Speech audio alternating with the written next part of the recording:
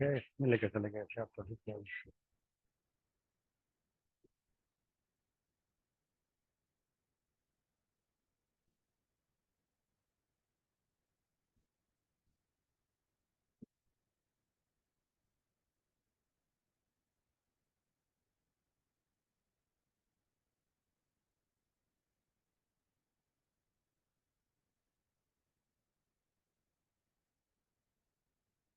तो कल हम लोगों ने कुछ प्रैक्टिस किया था।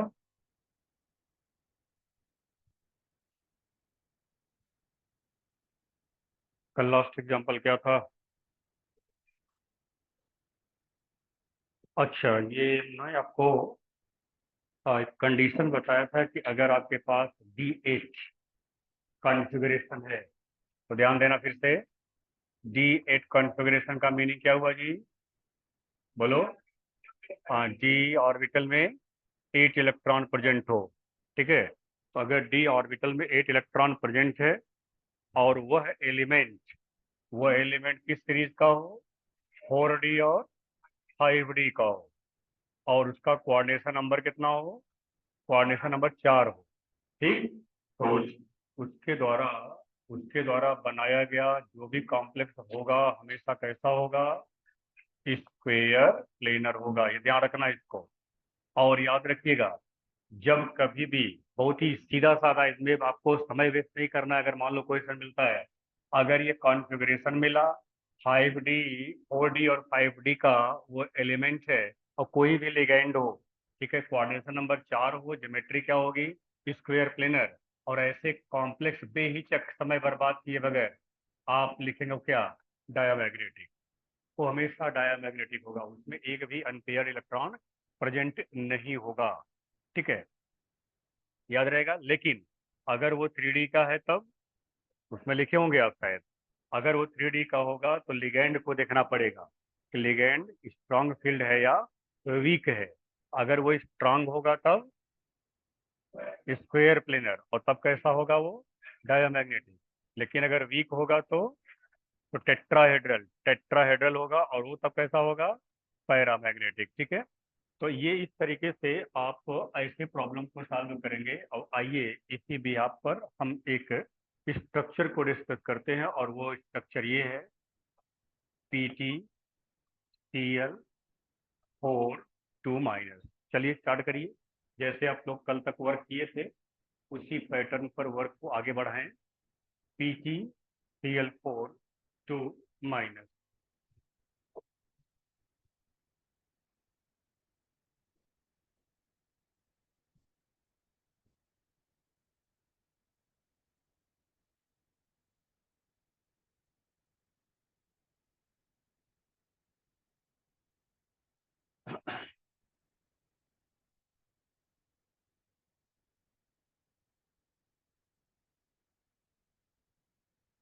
प्लेटिनम का मैं लिख दे रहा हूँ 78 होता है। प्लेटिनम का एटॉमिक नंबर 78। प्लेटिनम 78।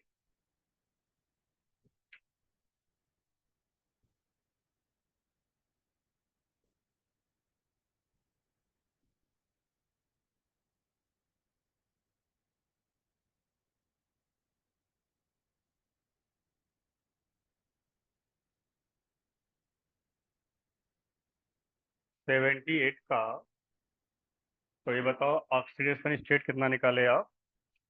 +2 निकला। तो oxidation state of Pt is equal to x +4 - -2 -4 -2 x +4 - 2 +2। ये है इसका ऑक्सीडेशन स्टेट। यहाँ तक ये आप लोग। अब उसके बाद पीटी। पीटी का देखिए 78। एक काम करना, प्लेटिनम के पहले एक नोबल गैस है और उसका नाम जीनान है, और जीनान का एटॉमिक नंबर 54 होता है। जीनान का एटॉमिक नंबर 54, तो यहाँ लिख दीजिए आप क्या? जीनान। ठीक है, और जीनान के बाद लिखना 4F14।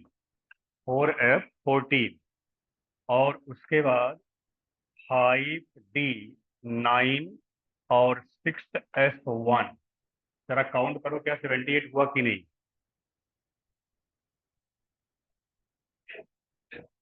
हो गया 78। तो अब देखो, प्लेटिनम एक्सेप्शन है, ये इसका कॉन्फ़िगरेशन। यहाँ होना क्या चाहिए था? D8 और S2 होना चाहिए था। जैसा निकिल का होता है वैसा यहाँ होना चाहिए, लेकिन प्लेटिनम आपका ये एक्सेप्शनल केस। तो अब कितने इलेक्ट्रॉन का लॉस किया इसने? 2 का लॉस किया। Pt die positive. 2 इलेक्ट्रॉन कहाँ से निकलेगा? एक S से और एक G से। क्या बचा? जीनॉन 4S14, 3D8, 6S0 और 6P0। यहाँ 6P0 है। बोलो भाई, क्या हो गया? 5 5, हाँ ठीक है, 5 5। ये हो गया आपका 5D8। अब इसको आप बॉक्स मॉडल में ले लीजिए। अंदर का 5D ऑर्बिटल,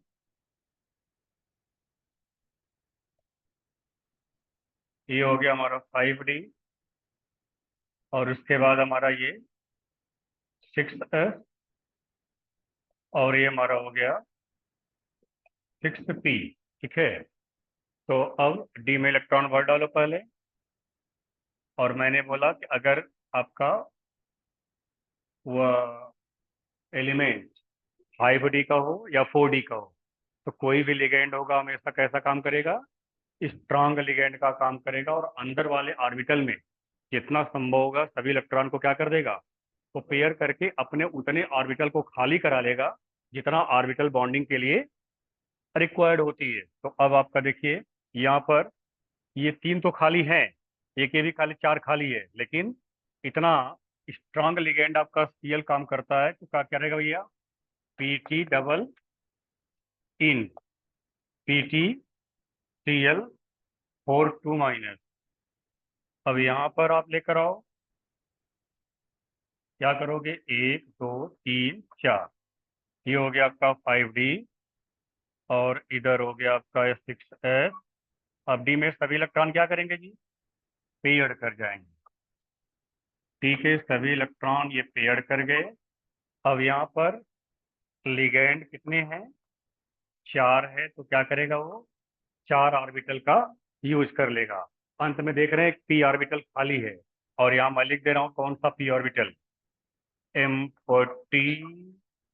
ये पीजेड ऑर्बिटल होता है, एम्प्टी पीजेड ऑर्बिटल। ठीक है, अगर डी Sp2 यहाँ पर, ये हो गया Cl Cl Cl Cl, यहाँ हो जाएगा कौन?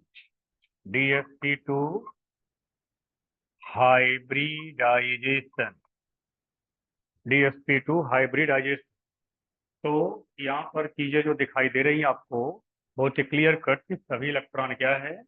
पेयर्ड है, इसलिए हमारा कॉम्प्लेक्स कैसा होगा? कॉम्प्लेक्स डाया मैग्नेटिक होगा। और इसका अगर स्ट्रक्चर आपको ड्रा करना है तो स्क्वायर प्लेन ड्रा करना आता है आपको। 4 कोने पर बैठा दीजिए आप।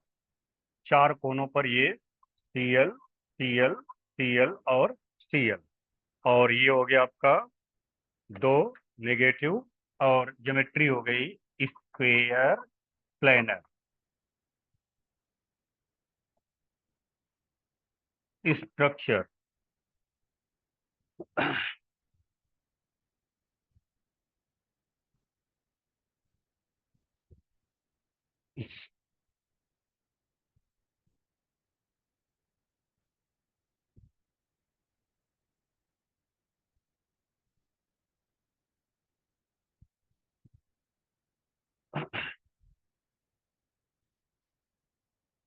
आज आपको हम वो लिस्ट दे देते हैं कि कौन सा हाइब्रिडाइजेशन होगा, और उसमें कौन कौन से ऑर्बिटल इन्वॉल्व होंगे, कौन कौन सा ऑर्बिटल पार्टिसिपेट करेगा। फिर हम थोड़ा सा और एक्सरसाइज आपको कराएंगे। हालांकि मुझे लग रहा है कि हर तरह का मैंने करा दिया है। ऑक्टाहेड्रल करा दिया है, टेट्राहेड्रल भी करा दिया है, और स्क्वायर प्लेनर का भी आपके पास हो गया है। अब ये देखो, तरीका यही रहेगा, केवल होगा क्या? कॉम्प्लेक्स बदलेगा। कॉम्प्लेक्स बदल सकता है, लेकिन तरीका आपका यही होगा। इसी तरीके से यहाँ आपको देखने के लिए मिलेगा हाइब्रिडाइजेशन के लिए। अब आइए थोड़ा सा हम आपको पहले बता दें कौन कौन से हाइब्रिडाइजेशन में कौन कौन से ऑर्बिटल इन्वॉल्व होते हैं।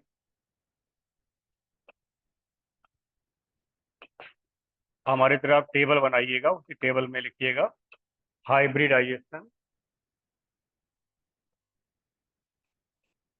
ऑर्बिटल पार्टिसिपेट, और उसके बाद स्ट्रक्चर, उसके बाद ये स्ट्रक्चर, इतना ही केवल आपको बनाना है।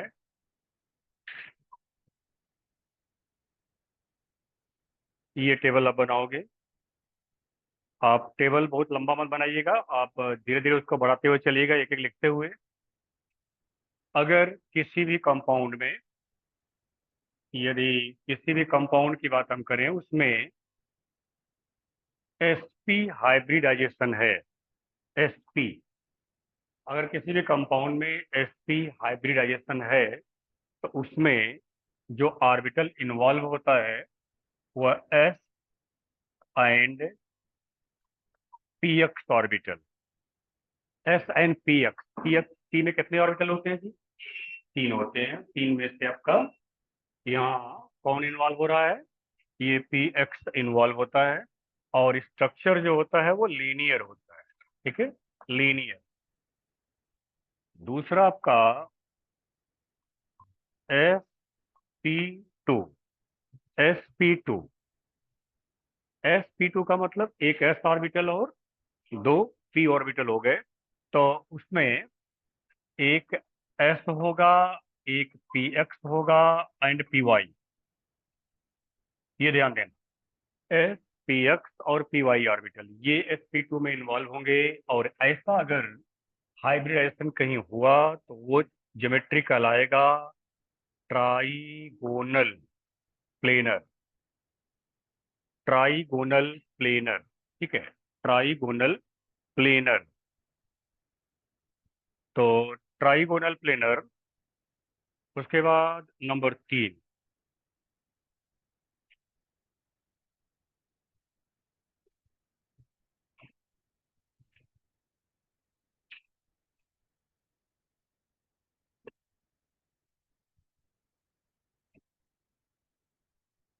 तो उसके बाद अब आपका sp3, तो s p f p y and p z, s p x p y and p z. यहाँ जो ज्योमेट्री होती है कैसी होती है जी? टेट्राहेड्रल होती है। ठीक है, टेट्राहेड्रल। sp3 अगर होगा तो टेट्राहेड्रल ज्योमेट्री होगी। उसके बाद नंबर 4, एक है आपका sp3d, या ये बताओ अगर डी पहले लिखा जाए तो क्या मानते हो आप? हाँ, इनर, और डी बाद में लिखा जाए तो आउटर। ठीक है, तो ये आपका ये sp3d, तो मैं यहाँ लिख दे रहा हूँ कैसा, बोलो कैसा, इनर या आउटर? आउटर, या लिख दे रहा हूँ मैं आउटर। तो एस होगा, पी एक्स होगा, पी वाई होगा, पी जेड होगा एंड, ध्यान रखना इसको, ये सब याद करने की चीजें हैं। डी जेड स्क्वेयर, डी में कुल कितने ऑर्बिटल होते हैं? 5, 5 में से डी जेड स्क्वेयर, केवल 5 में से डी जेड स्क्वेयर ऑर्बिटल यहाँ पर इन्वॉल्व होगा। अब ध्यान देना यहाँ, और लेकिन चलो बाद में लिखाएंगे उसको, पर टेबल बना लो आप। उसके बाद 5 नंबर, डी पहले लगा दो, सब कुछ वही रहेगा। DSP3 ये क्या हो जाएगा तब? बोलो, ये इनर हो जाएगा। DSP3 इनर हो जाएगा। ये इनर समझ रहा है ना? इनर समझ रहा है कि नहीं? इनर और आउटर समझ रहा है? अगर n-1 d ऑर्बिटल इन्वॉल्व होता है तो इनर, और अगर n d ऑर्बिटल इन्वॉल्व होता है तो आउटर। यही कॉम्बिनेशन सब यही रहेगा, s p f p y p z and d z square यहाँ भी रहेगा। लेकिन इस डी जेड स्क्वायर में क्या अंतर है? ये dz स्क्वायर अंदर वाला रहेगा, अंदर वाले ऑर्बिटल का। ठीक है, मैं लिख दे रहा हूँ यहाँ पर क्या, n-1 का, ये n-1 का इन्वॉल्व, और ये किसका होगा, ये n का होगा, ये n का। तो n वाला हो जाएगा आउटर और n-1 वाला हो जाएगा इनर। उसके बाद 6 नंबर sp3d2 आउटर,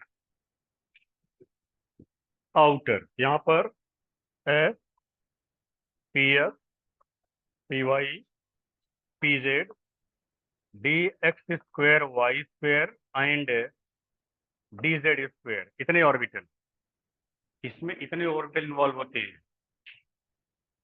यहाँ लग रहा है ज्योमेट्री छूट गया है। यहाँ होता है ट्राई गोनल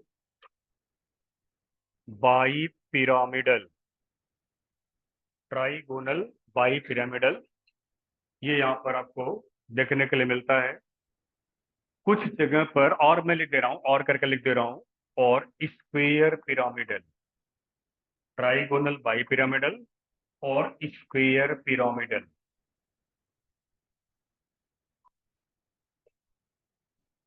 नाम याद रखेंगे। अगर sp3d या dsp3 हुआ तो ज्योमेट्री कितने तरह की होगी, दो तरह की हो सकती है, एक ट्राइगोनल बाई पिरामिडल या स्क्वेयर पिरामिडल। दोनों ज्योमेट्री अलग अलग है, ट्राइगोनल बाई पिरामिडल अलग होती है और स्क्वायर पिरामिडल अलग होती है। अभी मैं सबका अलग से एक आपको ड्रा करके दिखा देता हूँ। और उसके बाद फिर सातवां, इसी का इनर बना दो। अब इसी का इनर बनाओगे क्या लिखोगे, d2sp3, ये हो जाएगा इनर। फिर से पूछ ले रहा हूँ, इनर और आउटर में क्लियर हो गया है सबको। इनर और आउटर मतलब इनर कॉम्प्लेक्स और आउटर कॉम्प्लेक्स, ऑर्बिटल वही रहेंगे। तो ये आपका s p x p y p z d x square y square and d z square, ये इनर वही केस रहेगा। यहाँ दोनों जगहों पर ज्योमेट्री जो बनेगी ऑक्टाहेड्रल, दोनों में ऑक्टाहेड्रल, ऑक्टाहेड्रल।